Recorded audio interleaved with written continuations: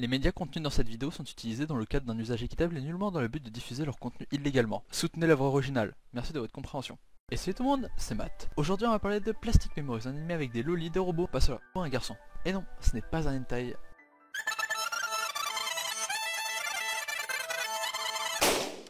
Tsukasa Mizukagi reçoit une offre pour travailler au SAI Corporation grâce à un pistonnage de son père. Cette compagnie est reconnue mondialement pour sa production et son entretien d'androïdes à émotion surnommés Giftia qui ressemblent trait pour trait à des humains.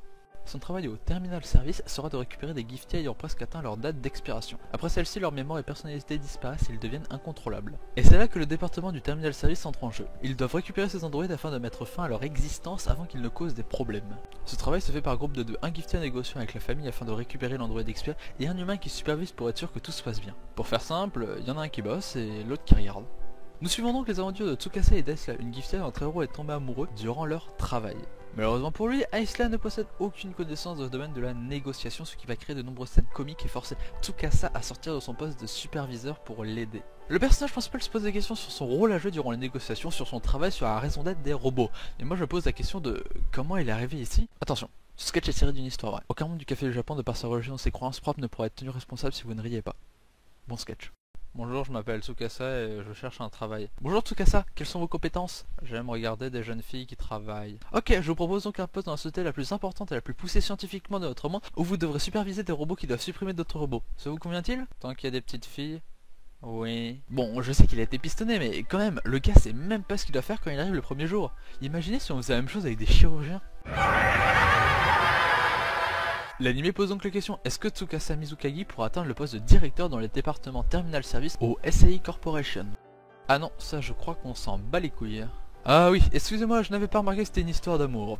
Alors voyons... Oh putain, mais ils sont sérieux là? Ils veulent vraiment que je lâche une larme? Eh ben non, je résisterai. Non mais sérieusement, vous avez déjà vu plus gnangnan comme truc? Allez hop, on te met le filtre rose bonbon et l'effet kaléidoscope. C'est vraiment un shonen ce truc?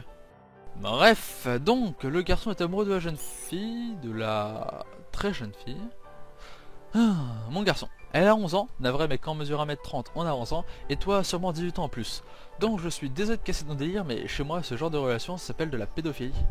L'anime pose donc la question, un pédophile peut-il se faire un robot? Je crois que c'est toujours pas ça.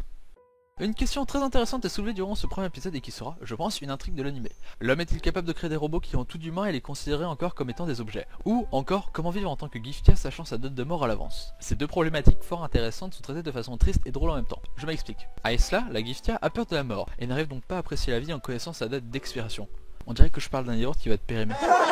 On la voit donc tout le temps avec un air triste, mais pendant la récupération, Aisla va faire plein de gaffes très marrantes qui vont détendre l'atmosphère et donc ne plus avoir ce sentiment de malaise constant. De plus, elle va discuter de ce problème avec une autre Giftia qui va lui faire comprendre que c'est inutile d'avoir peur de mourir, car même après la mort, si quelqu'un pense à toi, alors tu ne seras pas oublié et dans un sens, pas mort.